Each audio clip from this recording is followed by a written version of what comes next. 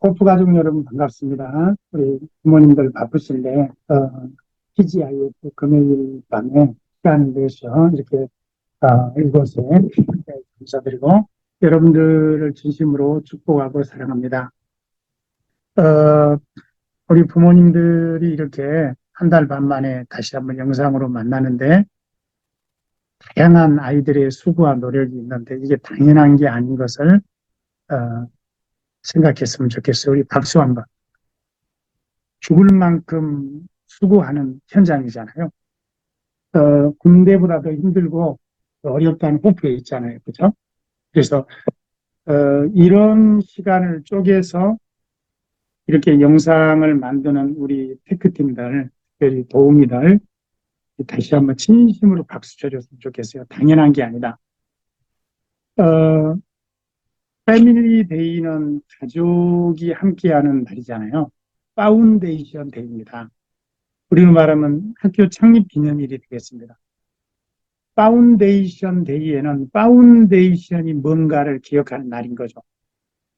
우리 호프의 파운데이션은 세상적 가치, 성공, 우리가 생각하는 그런 학교의 목적과는 근본적으로 다르죠. 호프의 파운데이션은 우리 아이들이 무엇을 얻는가 보다 어떻게 살 것인가, 무엇을 위해 살 것인가를 생각하는 날입니다.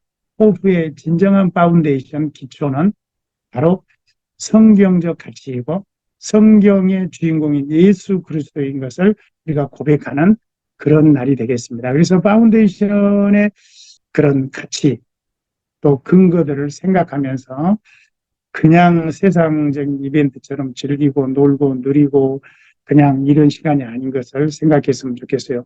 오늘 제가 그 몇 가지 영상들을 보여주면서 함께 얘기를 나누려고 하는데 첫 번째 영상 좀 부탁할까요? 지금부터 40여 년 전에 식탁의 모습이죠. 고마워라 임마누엘 예수만 섬기는 우리 집, 이런 잔잔한 이미지 찬송이 생각나는, 함께 둘러앉아서 감사하고 기도하고 서로의 마음을 만지고 해피 스윗 패밀리였어요.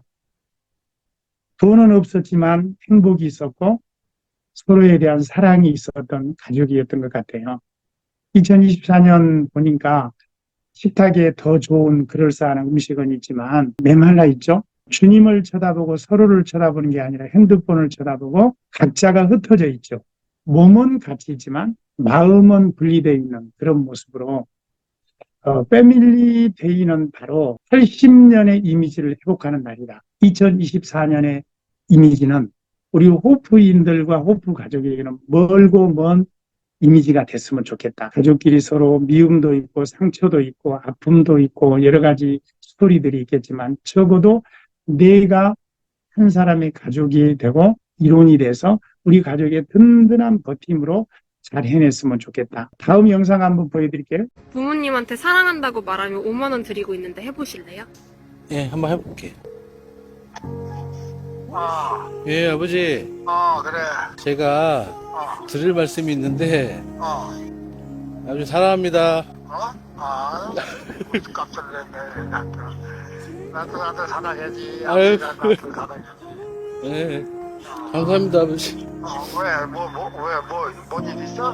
아니요. 왜 그래? 아니, 그냥 아버지 전화 드리고, 뭐, 사랑한다는 얘기도 제가 못 드렸으니까. 다 알고 있어, 아버지가. 예, 감사합니다, 아버지. 네, 사랑한다고 말씀드린 소감이 어떠세요? 아버님도 지금 연세가 있으셨는데, 저도 깜짝 놀랐어요. 아버지도 사랑한다고 말씀해 주셔가지고, 저도 처음 들었거든요. 진짜요? 기분도 좋고, 앞으로 자주 좀 해드려야 되겠다는 생각이 들어요.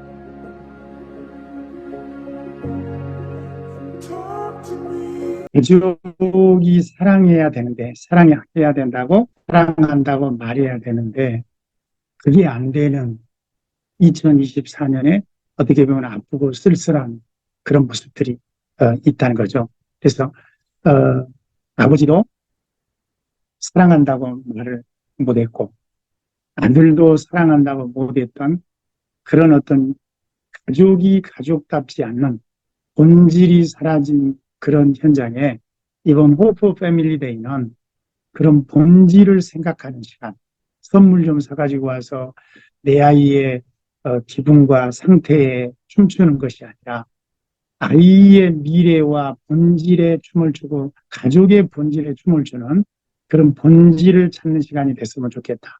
호프 아빠로서 그런 얘기를 좀 하고 싶고요. 다음 사진 하나 보여줄래요? 패밀리데이를 오면서 저는 우리 엄마들과 딸들이 또 아들들이 아빠의 이미지를 되새기고 왔으면 좋겠다. 아내는 당신은 내 고통을 절대 이해할 수 없을 거야 라고 울고 있고 고통을 호소하지만 남편은 그런 고통을 호소하는 아내에게 미안해라고 오히려 위로하고 있지만 사실은 남편의 등에 꽂힌 그 수많은 화살과 칼들, 고통들, 아픔들, 그 무게들, 가장이기 때문에 아빠이기 때문에 무능하고 무기력하기 때문에 더 아빠의 역할을 못하기 때문에 더 고통스러워할 수 있는 그런 고통의 무게까지 더해져서 제목이 뭐예요? Man will be man.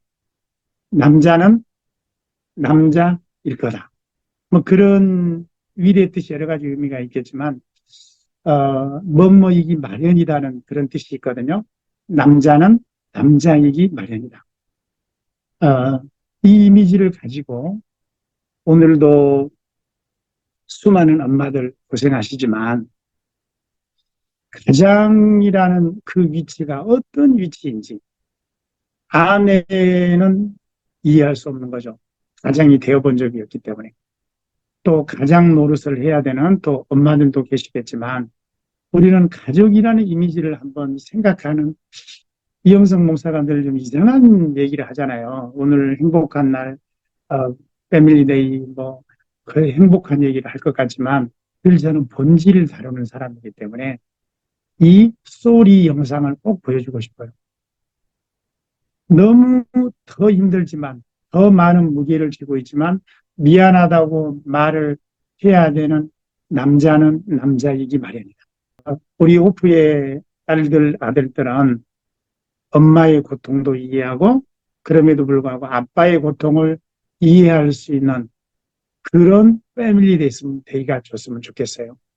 속마음을 털어놓고 어떤 어려움을 얘기하고 그냥 포장되고 거치장된 모습의 가족 패밀리 타임이 아니고 정말 아까 아이들 모습 봤잖아요. 부모님을 부르고 아이파드에 어떤 사인들을 보내고 글로 쓰고 그렇게 절절하고 사랑하는 가족 또 부모님들의 절절한 아까 세 분의 부모님들의 그 아름다운 쉐어링을 들었잖아요. 그게 우리 가족이잖아요. 크게 보면 빅 패밀리지만 각자의 패밀리를 가지고 우리가 이번 패밀리데이를 했으면 좋겠습니다. 그래서 우리 학생들 혹이나 패밀리데이 때 부모님의 마음을 아프게 하고 또 내 주장을 하고 힘들게 하는 사람이 없도록 혹이나 아내들이요 남편들의 소리의 모습을 보면서 어떤 부분을 좀 이해하고 또 남편들도 아내의 페인을 이해하고 이런 시간이 됐으면 좋겠어요. 부모는 이런 모습인 거죠. 다음 사진 한번 보여줄래요? 부모는 이런 모습입니다. 자기의 혼신의 모습을 다해서 아이들에게 쉼터와 프로텍션, 안전을 보장해주는 그리고 아이들의 안전을 위해서 모든 촉각을 고두세우고 자기의 안전을 내려놓는 그런 존재. 그 다음 사진도 한번 보여주세요.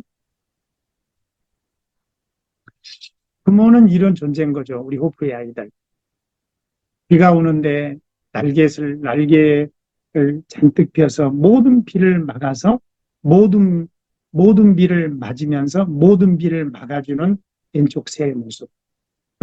미물인 온순이도 자식들을 위해서 자신은 비를 맞으면서 모든 비를 막아주는 그런 모습들. 가족이라는 것은 그런 거죠. 나눌 수 없고 해체될 수 없고 특별히 부모와 자식 간의 관계는 이런 끈끈한 어떤 철륜으로 이어져 있는 거죠. 어찌 보면 우리 부모님들 가운데 직장일로 부부 문제로 건강 문제로 다양한 어떤 관계 문제로 갈등 가운데 있는 부모님들이 계신지 모르겠어요. 그런데 제가 어둡고 긴 밤을 보내고 있는 부모님들을 위한 영상을 단 20초 영상인데 한번 보여드릴게요. 혹시 너무 어둡고 긴 밤을 보내고 계신 분이 계시다면 지치지 말고 끝까지 잘 버티셔서 아침을 맞이하셨으면 좋겠습니다. 가족의 버팀의 에너지를 가지고 긴 밤을 버티기만 하면 아침은 오는 거니까 아침을 맞이했으면 좋겠습니다. 강호동 씨가 이런 얘기를 하죠. 한번 보실까요? 누차 말씀을 드리지만 프로는 상상하는 대로 되고 아마추어는 걱정하는 대로 된다. 프로는 상상하는 대로 되고 아마추어는 걱정하는 대로 된다. 지금 우리 마음속에 품고 있는 게 상상인가요? 걱정인가요? 자녀에 대한 상상 아니면 걱정, 내 직업에 대한 상상 아니면 걱정, 내 건강에 대한 상상 아니면 걱정. 선택은 내 몫이지만 결과는 완전히 달라지는 거죠. 어떤 결과를 가질 것인가는 어떤 생각을 가지냐에 의해서 결정된다는 거죠. 어쨌든 강호동 씨나 어둡고 긴 밤을 보내시는 분들 잘 버텨서 아침을 잘 맞이하세요라는 그런 멘트들은 우리가 지쳐있고 앉아있고 약해 있는 우리의 심신을 일깨우면서 강력한 멘탈, 강력한 의지, 성장에 대한 욕구, 변화에 대한 욕구를 일깨우는 것 같아요. 근데 다음 영상을 한번 보시면 또 다른 관점의 영상이 있거든요. 한번 보실까요? 자기 분야에서 성공하신 분들이 가끔 인터뷰를 하시면서 내 성공의 비결은 노력이다. 나는 누구보다 많이 노력했고 너도 나처럼 노력하면 성공할 수 있다. 나는 정말 간절하게 원했다 이걸. 너도 간절하게 원하면 네 꿈을 이룰 수 있을 거다. 라는 맥락의 말씀을 가끔 하시는데요. 저는 그런 얘기를 들으면 우리가 부정당하는 것 같은 느낌이 들 때가 있어요. 물론 맞는 말씀이시고 노력은 중요해요. 노력의 가치는 편화할 수 없어요. 그런데 노력한다고 다 이루어지면 얼마나 좋겠어요. 꿈을 이루지 못한 어떤 사람이 있다면 그 사람은 간절하게 그걸 원하지 않았냐? 또는 남들보다 노력을 하지 않았나? 저는 그건 아닐 것 같아요. 그래서 그런 얘기를 들으면 좀 의아한 생각이 들었던. 좋은 의미죠. 그렇죠? 우리는 노력과 의지를 가지고 우리의 운명을 개척해 간다라고 생각하지만 우리 부모님들은 더 잘하실 거예요. 마지막 영상이 맞는 면도 있는 거죠. 노력한다고 된다면 얼마나 좋겠어요. 노력하기만 하면 된다면 다 노력하겠죠. 노력해도 안 되는 게 분명히 존재하는 거고 간절히 바라면 다 됐으면 좋겠는데 간절히 바란다고 다 안 되는 거죠. 그러니까 간절한 바람과 노력이 없는 인생은 없죠. 정도의 차이는 있을 수 있지만. 그래서 때로는 우리가 실패하고 어두운 터널을 지날 때 내가 노력하지 않아서 생긴 것이처럼 우리 자신이 부정당하고 또 무시당하는 듯한 느낌, 그 다음에 외면당하는 듯한 느낌을 가질 수 있죠. 사실입니다. 과연 노력하면 된다는 말과 노력하면 된다는 말로 그 노력의 결과가 성공으로 이어지지 않았을 때 부정당함을 느끼는 사람들과의 어떤 갭은 어떻게 우리가 채울 수 있을까요? 저는 오늘 이런 얘기를 하면서 오늘 메시지를 맞추려고 그래요. 어떤 지난주 설교에 우리 아이들에게 제가 조킹처럼 했던 얘기인데 어떤 목사님이 아들이 하도 원해서 고양이 새끼를 산 거예요. 그래가지고 고양이 새끼를 담력 테스트를 한다고 정원으로 나가서 나무까지 올려놨더니 고양이가 밑으로 내려와야 되는데 갑자기 무서워서 위로 올라가서 나무까지 다 높은 데로 올라가서 끝에 매달렸는데 나무까지가 휘청 치면서 무게를 못 견디고 고양이가 타고 올라갈 수도 없는 연약한 나무까지에 떨어지면 높고 아기 고양이가 이러지도 못하고 대롱대롱 매달려 있는 거예요. 그래서 이제 그 아빠 목사님이 아이디어맨이기 때문에 아마 이영성 목사처럼 상상이 풍부한가 봐요. 걱정하지 마. 내가 차고에 가서 차를 끄집어내가지고 나무까지의 중턱에 밧줄을 매가지고 쭉 당겨서 휘어서 나무까지를 이렇게 굳게 해서 우리가 손이 닿은 지점에 가면 고양이 새끼를 이렇게 내리면 될 것 같다 해가지고 차를 가지고 와서 로프를 걸어서 끌고 나무까지가 차가 움직입니다. 나무까지가 힙니다. 점점 이제 굽어지어서 이 땅 쪽으로 이제 내려오는데 갑자기 로프가 끊어져 버린 거예요. 로프가 끊어지니까 피어있던 나뭇가지 끝에 있던 고양이 새끼가 순식간에 활처럼 공중으로 뜨더니 어디론가 동네 숲으로 사라져버린 거예요. 동네 마을로. 그래서 얼마나 허망했겠어요. 아빠의 아이디어가 밧줄로 끊어져서 한 방에 아들이 좋아해서 사줬던 고양이 새끼도 잃어버리고 로프는 끊어지고 아무것도 얻지 못한 허무한 어떤 상황을 발생을 하고, 그렇다고 동네 다 뒤질 수도 없고 어디로 날아간지도 모르니까. 차가 그렇기 때문에 그만큼 멀리 날아가겠죠. 그래서 그 목사님이 이제 2주 뒤에 어느 집사님이 신방을 갖고 문을 여니까 이 현관문 앞에 고양이 새끼가 있는데 분명 자기 집에서 그 날아갔던 고양이인 거예요. 그래서 집사님 반가워요. 고양이 너무 이뻐요. 이 고양이 키우신 지 오래됐어요. 내 것인 줄 알지만 이렇게 이제 접근을 한 거죠. 아우, 고양이요. 진짜 믿을 수 없는 일이 있었어요. 아마 목사님 못 믿으실걸요. 제가 고양이 얘기하면. 아니, 무슨 얘기인데요? 2주 전이었어요. 우리 딸 자니가, 우리 아들 자니가, 엄마, 고양이 좀 사주세요 하면서 정원에서 저를 조르고 있었어요. 그래서, 아니, 엄마는 고양이 싫어. 조니가 계속 조르니까 엄마가, 그러면 기도 한번 해보지 않을게? 무릎 꿇고 기도해보자. 그리고 응답이 안 되면 포기하는 거야. 응답이 되면 하나님은 응답하는 분이니까 고양이를 주시겠지. 엄마는 고양이를 갖지 못하도록 하기 위해서 기도를 핑계에 대서 그렇게 말한 거죠. 지안이가 순수해서 무릎을 꿇고 정원에서 하나님, 제가 고양이 새끼를 갖고 싶어요. 고양이 새끼 한 마리를 주세요 했는데, 목사님, 믿을 수 없는 일이 있었던 거예요. 하늘에서 고양이 새끼 한 마리가 슉 날아오더니 지안이 앞에 뚝 떨어졌어요. 그래서 지안이의 기도가 응답됐답니다. 목사님의 가정에서 날아가 버린 고양이는 누군가에게 행운이 되고 어떤 우연의 일치가 돼서 기도 응답이 되었다는 거죠. 지안이가 어떻게 보면은 기도하는 노력만으로 될 수 없는데 거기에 어떤 뭔가가 있었다는 거죠. 제가 이제 대학교 1학년 때 예수님을 만났어요. 제가 대학을 갈 생각 없이 중2 되겠다고 고3 때까지 불경만 연구하다가 갑자기 입시 한 달 전에 제가 광주를 갔는데 너무 호화찬란한 도시를 처음 보게 된 거죠. 시골 촌놈이. 이런 세상이 있는데 산속에서 중2 되기는 싫어. 그래서 제가 이제 연고지가 아무데도 없으니까 우리 형 누나들이 일하고 있는 공장에 다니고 있는 연고지가 있는 곳에 바로 근처에 대학에 온서를 써가지고 제가 부산에서 대학을 다니게 됐던 거죠. 그 대학이 저한테 호의도 베풀어주고 장학금도 주고 그 비싼 사립대가 정말 저는 등록금을 내지 않고 다닐 수 있는 그런 정말 행운을 받긴 했는데, 어쨌든 1학년 때 제가 불교만 알았던 제가 정말 CCC 형제의 어떤 이 따뜻한 사랑 3개월 끝에 예수님을 알게 된 거죠. 그리고 이제 저는 한다면 하는 거니까 도대체 성경이 뭐야? 예수가 뭐야? 하나님이 뭐야? 나는 어떤 부처, 불경 너무나 좋은 사상으로 여기고 공부를 그렇게 많이 했는데 이것도 한번 알아보자.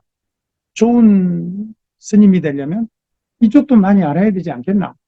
그러면서 이제 그 CCC 형제의 사랑을 못 이겨서 예수를 믿는다, 영접하는 기도를 하고 제가 CCC 형제가 됐고, CCC도 더 뜨거운 걸 달라.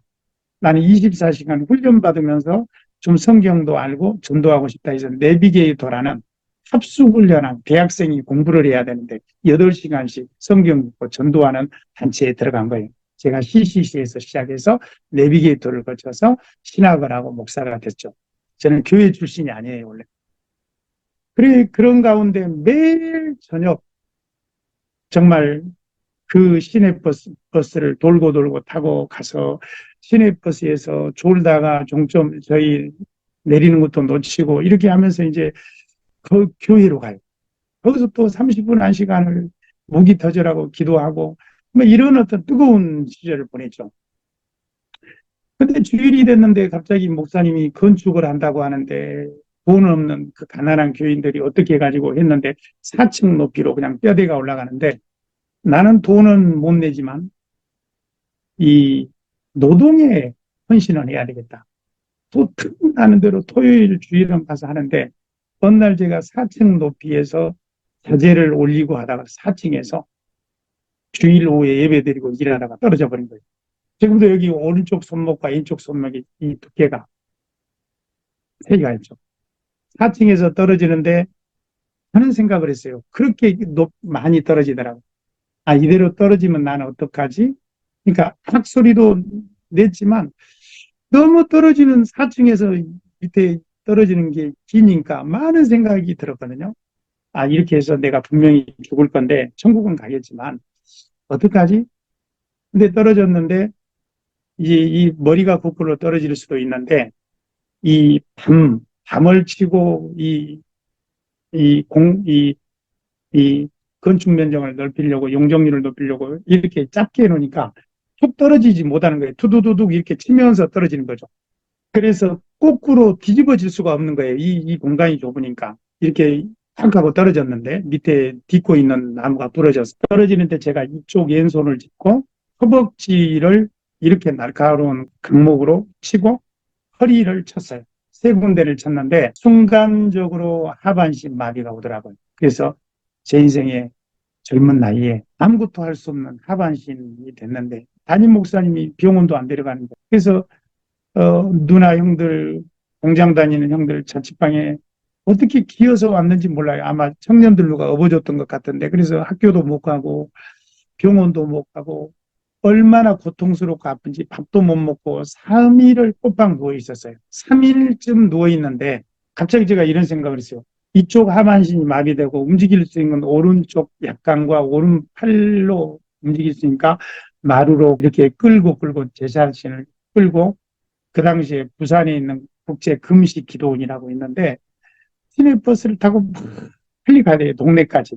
근데 가야 되는데 어떻게 제가 갔는지 기억이 안 나요. 왜냐하면 그 당시에 정신이 해롱해롱하니까 의식도 맞지 않고 어떻게 나는 기도 한번 해봐야 되겠다. 하나님이 살아계신다면 나는 기도 한번 해야 되겠다.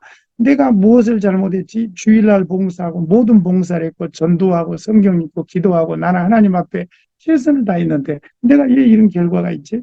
그래서 제가 이제 그런 원망도 하면서 어쨌든 기도 한번 해야 되겠다 해서 어떻게 갔는지 모르지만 몇천 명 모이는 큰 기도원 강당에 아무도 없었어요. 아침 10시였는데 평일이고 그러니까 갔는데 제가 몸을 질질질 끌면서 통나무 끌듯이 중간쯤 가가지고 어떻게 제가 앉았는지 모르지만 어떻게 무릎으로 쭉 하나님 앞에 기도하는 자세를 취한다고 앉아서 이렇게 이제 고통스럽게 있는데 앉고 하나님 저 기도하러 왔습니다. 기도를 시작하는데 한 5초쯤 됐는데 갑자기 뒤에서 저벅저벅 소리가 나는 거예요. 그러더니 정확하게 강목이 쳤던 제 허벅지 쪽과 허리 쪽과 이 두 군데를 누가 쓱쓱 치고 가는 거예요. 근데 이제 저는 그때 믿음이 순수했기 때문에 기도하다 눈 뜬다는 것은 생각할 수 없었죠. 기도가 끝나야 눈 뜨는 거죠. 그래서 이제 주님 저 정말 하나님 어떻게 해야 됩니까? 살려주셔야 되겠습니다. 치료해야 되겠습니다. 이렇게 이제 어느 정도 기도하고 누가 나를 치고 간 거야? 분명히 들어올 때 아무도 없었는데 그리고 보니까 아무도 없는 거예요. 분명히 아무도 없었는데 저벅저벅 걷는 소리가 났고 툭툭 두 군데 손목을 빼고는 쳤단 말이죠. 누구야? 아무도 없네? 그리고 의식하고 뭐야? 내가 잘못 본 건가? 분명히 저렇게 빠른 사람이 있었나? 그리고 싱거운 사람이 쳤다면 이유라도 말해야지. 그런 어떤 의아심을 가지고 제가 이제 눈을 뜨고 두리번 들고 있는데 갑자기 제 자신에게 놀라운 변화를 느낀 거예요. 하반신 마비가 갑자기 쳤던 그 순간에 풀리고 갑자기 허리 허벅지가 풀리면서 제가 이제 농사도 짓고 하니까 허리가 좋지 않아요. 허리가 나쁜 고장난 건 아닌데 계속 허리를 굽히고 농사를 짓고 돕다 보니까 허리가 안 좋았는데 제 자세가 허리에 가장 무리를 주는 자세를 그 이후로 지금 60세가 넘도록 사는데 허리가 아픈 적이 없어요. 약했던 허리가 강해지고 그 길로 강해져 가지고 바로 이 뛰어서 기도원을 내려가서 교회 가서 봉사하고 교회를 완성했어요.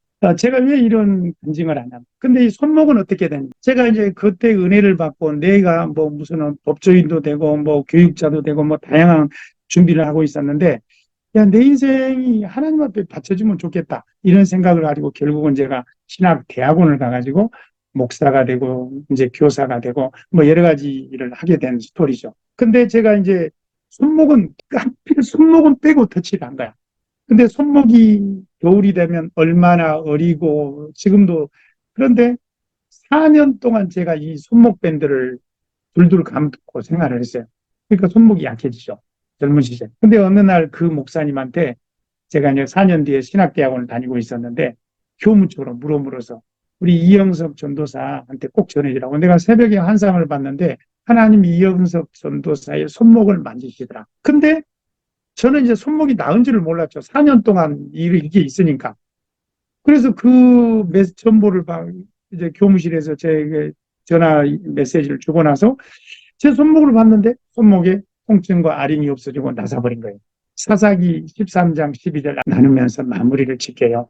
사사기 13장 12절에 삼손 아빠에 대한 얘기입니다.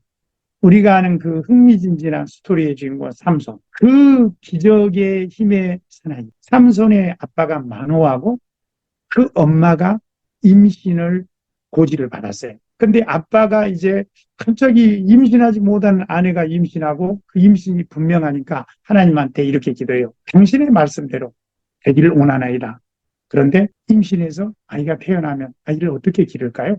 우리가 그에게 어떻게? 13절? 이렇게 키워야 돼. 포도주 먹지 마.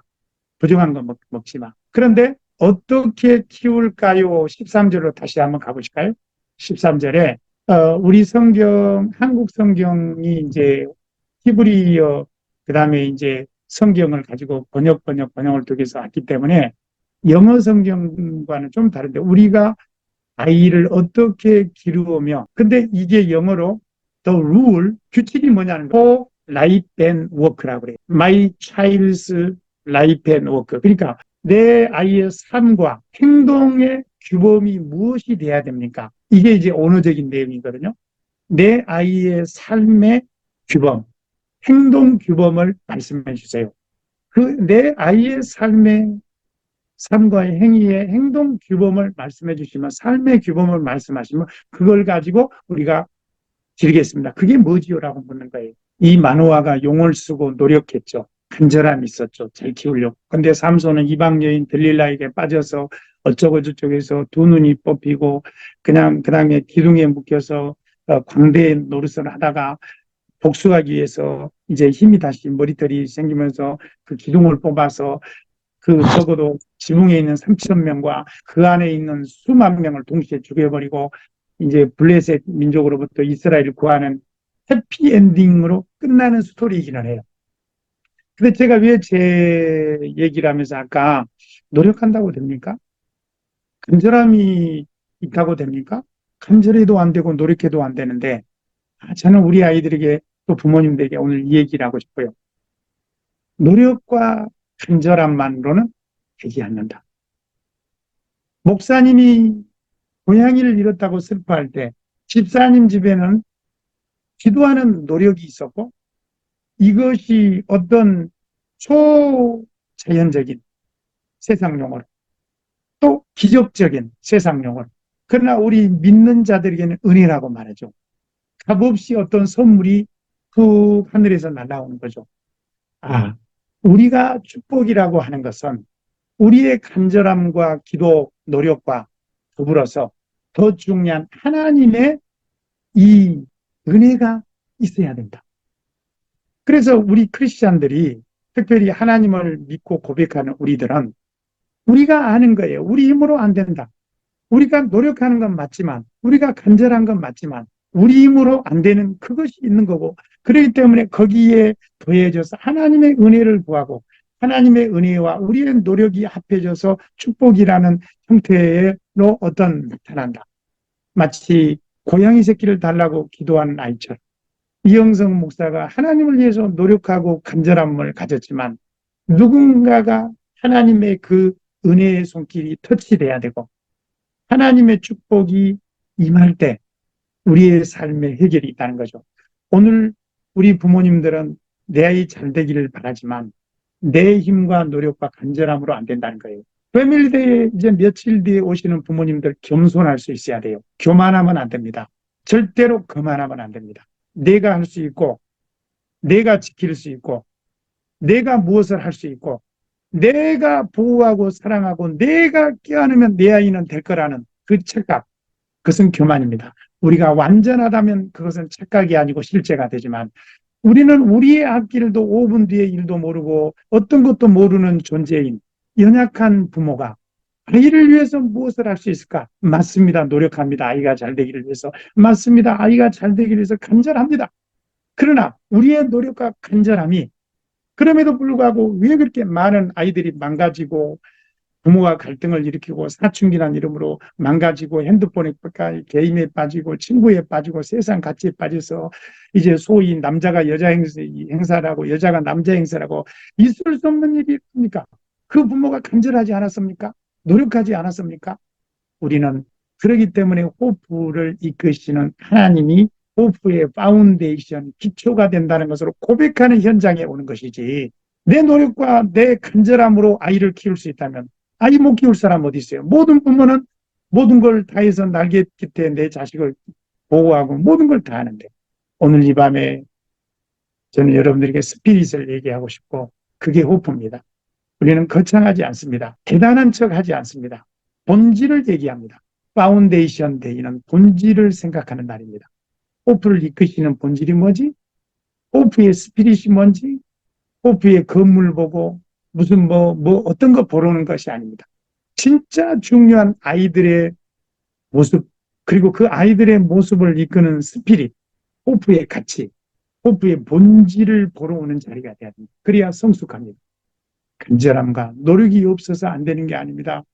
그렇기 때문에 우리는 하나님의 은혜를 구해야 되고 값없이 주어지는 하나님의 선물과 우리의 간절한 기도가 만나서 축복이 된다는 것을 고백하는 그 놀라운 믿음의 고백의 현장임을 우리가 목격하러 온다는 거죠. 호프는 공교육의 대안이 됩니다. 조기유학의 대안이 됩니다. 대안학교들의 대안이 됩니다. 이 세 가지의 형태의 교육에 너무나 위대한 솔루션, 앤서가 되는 호프에 도대체 무엇이 호프를 움직이는가? 이영성 목사가 잘나고 뭐 대단해서인가? 전혀 아닌 거죠. 저는 여러분의 자녀들보다도 더 못나고 부족한 사람입니다. 단지 저는 여러분의 자녀들이 그 스피릿 가치를 배우고 우리의 노력과 간절함 플러스 하나님의 은혜를 통해서 우리의 삶이 축복이라는 공식으로 만들어져서 멋지게 갈 수 있다. 내가 연약하기 때문에 하나님 없이는 안 됩니다. 내가 노력해도 안 되는 것은 절망이 아니라 그때가 바로 하나님의 은혜를 구할 때입니다라는 그 놀라운 믿음의 원리를 우리가 다시 한번 두 눈으로 확인하고 서로 격려해 주는 자리라는 거죠. 우리 그런 멋진 모습으로 우리 패밀리데이에 함께 만나십시다. 여러분을 축복하고 사랑합니다. 감사합니다.